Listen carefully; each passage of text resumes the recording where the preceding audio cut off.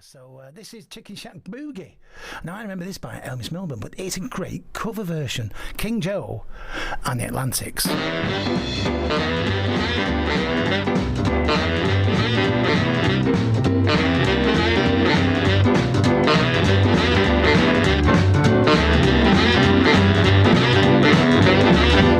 Hello, cats, you just got back. Well, look for that place called a Chicken Shack. Find a smile, it's really all a ball. And when it's so dark, it's just a hole in the wall.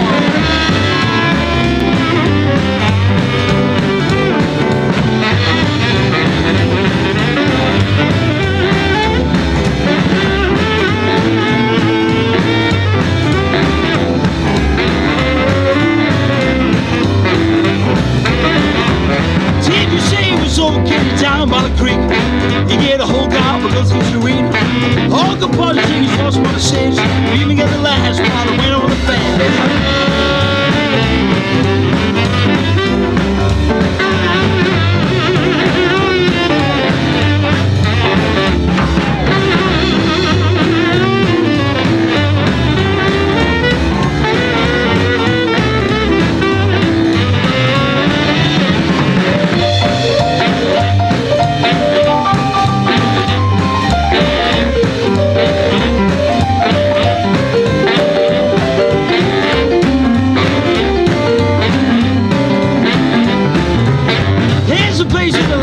To the wall, but you might have careful and let's have a ball. From all you cats, they sleep on my back. Shiny a baby close to the Chicken Shack.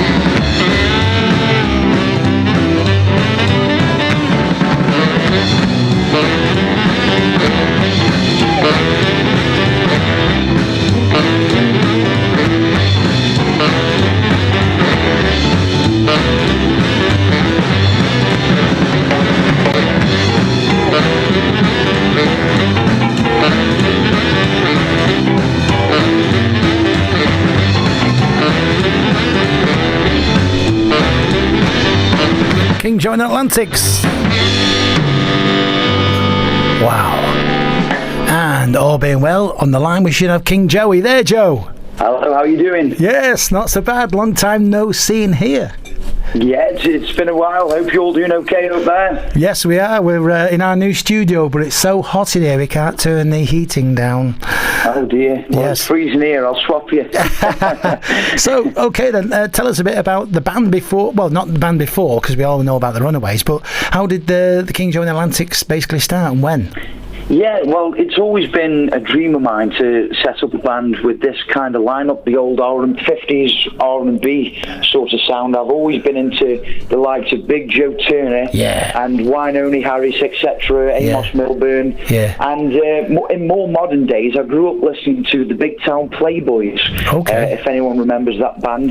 Yeah. So they were a big influence on me, and I grew up listening to rock and roll, playing in rock and roll bands such as the Runaways, as we've been on the radio show before. And so I just really wanted to set up a band doing more of the R&B type stuff. So now we've got 2 saxophones, piano, upright bass, myself, guitar, vocals and drums as well, and we've got quite a lineup with us as well at the moment. Okay, well give them a shout out on names then, because I know they've been in quite a few bands previously like you have. Yeah, of course. On the brass section, we're lucky enough to have Al Nichols and Nick Luntz, who might be familiar names to some people who are listening. They used to be in the Big Town Playboys. Okay, I remember them, the Big Six with Pat Rayford, and also Nick's currently in the Jules Holland Orchestra as well. The Jules Holland Rhythm and Blues Band. Yeah. We've also got Wayne Lee on the piano, whose dad is actually guitar legend and a hero of mine, Albert Lee. I've met him. I've met Albert. Say again, sorry? I've met Albert. He told me that, and this is supposed to be true, I met him in Liverpool, and he says that he was guitarist for Dickie Pride. Yeah, right. And he says he was going up the stairs to Larry Parnes' office, and Eddie Cochran was there, and Eddie Cochran didn't have an speaker amp, didn't have one, and he lent Eddie for the tour. He lent Eddie. So I'll have a word with Wayne about that. Apparently his dad lent the the amp to Eddie Cochran. Wow. Yeah, I've heard a lot of stories, but I've never heard that one. That's great. I know he was in the Crickets for a while. He was the guitar player with the Crickets and lots of other people as well. But keep naming the people in the band then. So you've got through to Wayne Lee, after that? Yeah, we've also got Mark Kemlow, who's been involved with bands such as the Rim Shots with John Lewis and Red Hot and Blue and all them kind of revival bands from the 80s and 90s. Yeah. And on double bass, we've got Peter Lawson, who's around about my age, he's a younger guy, and I picked him up. I knew of Pete as he was playing in a band called the Blackjacks, who were they were sort of Manchester based, I think, and they did a lot of skiffle type stuff. Yes. The Blackjacks, I think their leads, when we interviewed them live, they did a single about Elvis paintings or something on the wall. The Blackjacks, well, we're still on the lineup. Now, I remember the lineup with a big buxom lady playing baritone sax, and I think she's out of another band. Yeah. When we first started, the original sax player we had was Lottie, and she's pretty well known on the circuit around rock and roll and rhythm and blues and jazz and stuff. Yeah. But she was in the Jive Aces for a while. Yeah. And the other one is DK. Now, you know who he is, Dylan Kirk. Now, he's guesting a lot on your gigs abroad and things, isn't he? Yeah, we started using Dylan quite a lot originally. He was originally going to be our full-time pianist, but you know, he's so busy with his own stuff, you know. So So let's talk about now the album, the tunes on it, and I believe you wrote some, and also we'll go into the technical parts of it as well, because I'm dead interested in how you recorded it and what on, you know. Sure. Okay, so how did the project start then? Yeah, we obviously, as a new band, we wanted to get in the studio and get an album out, and I got the idea together. And our bass player Pete, who I mentioned earlier, he used to be in the Blackjacks. Yeah, he's a big collector of vintage recording equipment, microphones, tape machines, all from the 40s and 50s. Yeah. And I knew this already, but didn't know the extent of his collection. So I went up to his house to see what he'd got, and all the stuff he was showing me and telling me about was all original gear. It was exactly the same stuff that was used at the likes of Sun Studios, Atlantic, King, all the big sort of rock and roll and rhythm and blues renowned studios. This is all exactly what they were using at the time. Yeah. So Peter said, instead of recording the modern way, why don't we record an authentic rhythm and blues album using all the old equipment? And it's very minimalistic, you know. It's literally all the band is playing live in one room together, literally with a microphone dangling from the ceiling, pretty much. And everyone, it just took a while just to position everyone. Yes, because you can't go back and edit the levels once you've captured it. Correct. Everything has to be done step by step, and that's the way we did it. I've heard you just had two microphones, one for the vocals, was it, and one for the band? Yeah, that's right. We had one pretty much in the middle of the room, and then one just for the lead vocals, and that was it. And we all positioned around it accordingly. And where did you record it? Was it local or far away? Well, it's local to me, because I don't know if you know this, Mike, but I'm not living up north anymore. I've recently moved down to Kent. Kent, miles away. Yeah. The other side of Yeah, I've only very recently moved down there, and there's a guy down there who I've met up with, and he's got a studio, and he's got he also does a PA system company. That's how I got to meet him, and he told me about his studio. Right. And he's very much into folk and jazz music from like the 1920s up to modern day, really. But he's got a really good idea of the music that we play and how it should sound.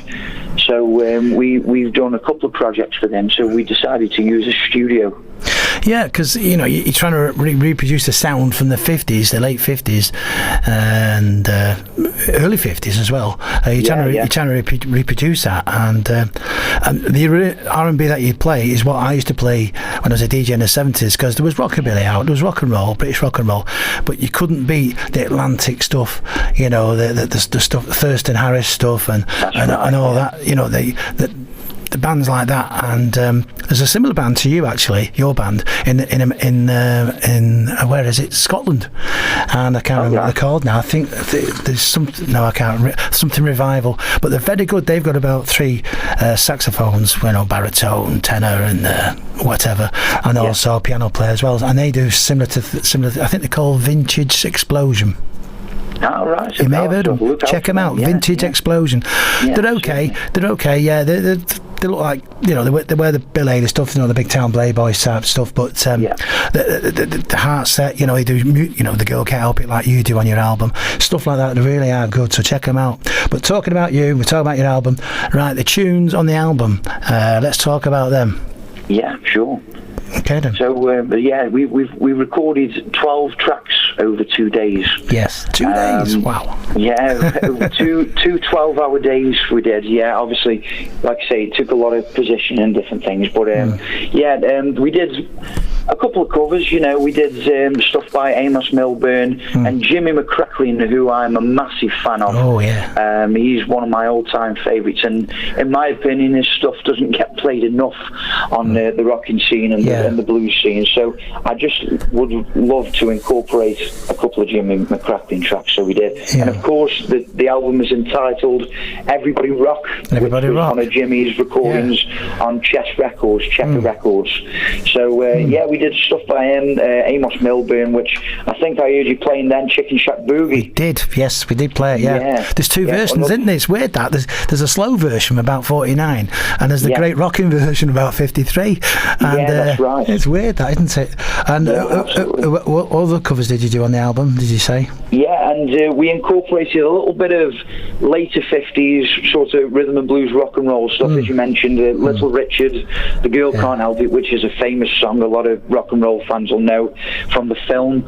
And then we also did, we invited a guy down who I know, just to mix it up on the album a little bit, to do a couple of harmonica blues tracks with us. Yeah. And we've done a couple of covers with him from the likes of Sonny B. Williamson and Sonny Terry and Brownie McGee, which are blues legends as well, Of course, blues, And on top of that, we've also done a couple of original tracks that I wrote.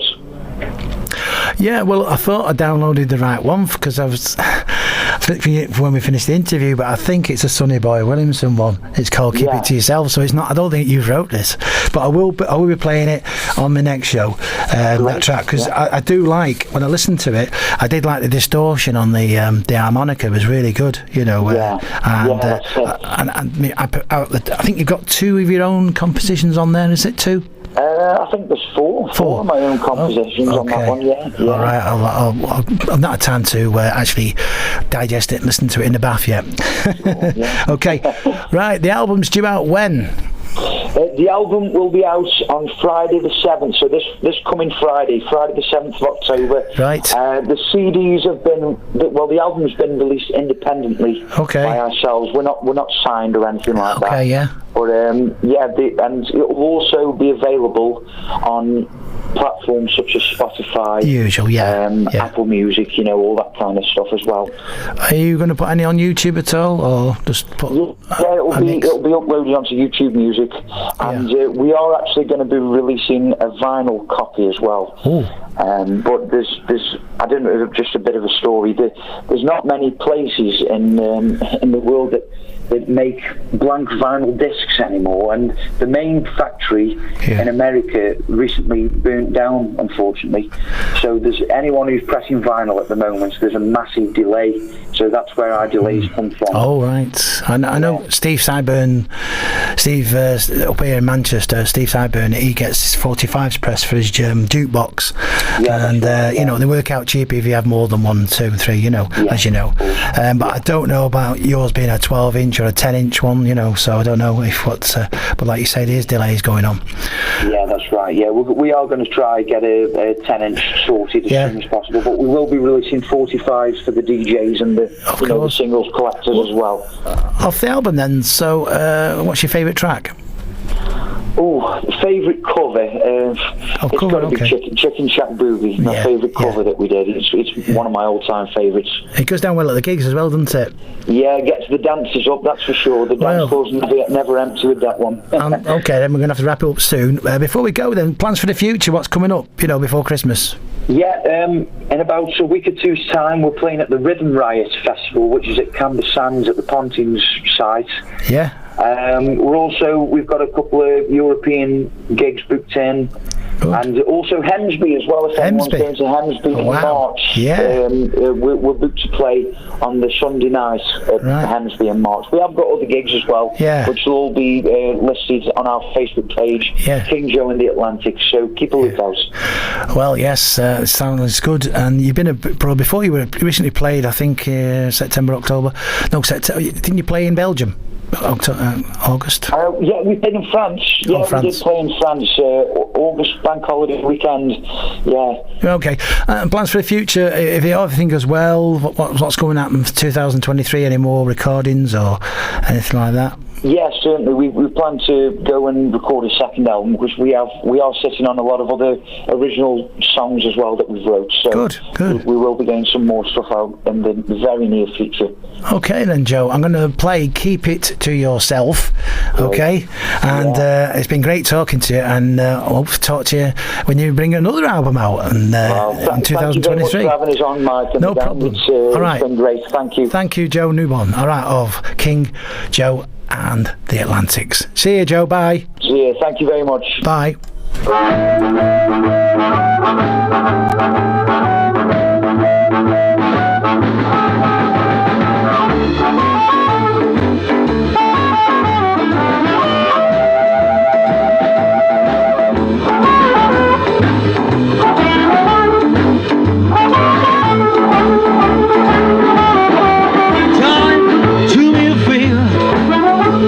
Business to yourself.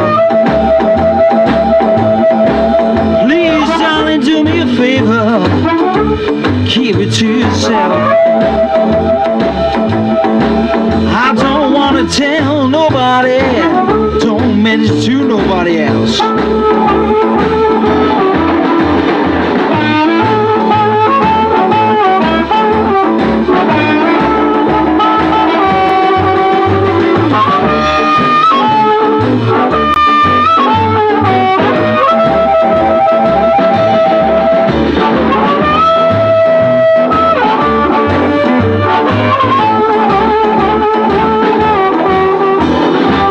Don't tell your mother, don't tell your father, don't tell your sister, don't mention it to your brother. Please, baby, keep it to yourself. I don't want to tell nobody, don't mention it to nobody else.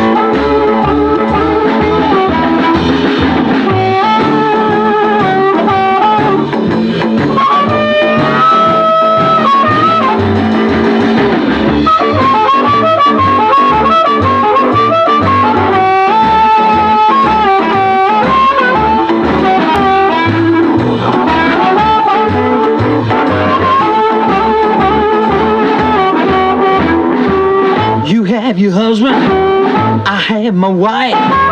If you saw her talking now, miss a lines, please, darling, keep it to yourself. I don't want to tell nobody, don't mention it to nobody else. Bye bye, baby, I'm gone. Yeah.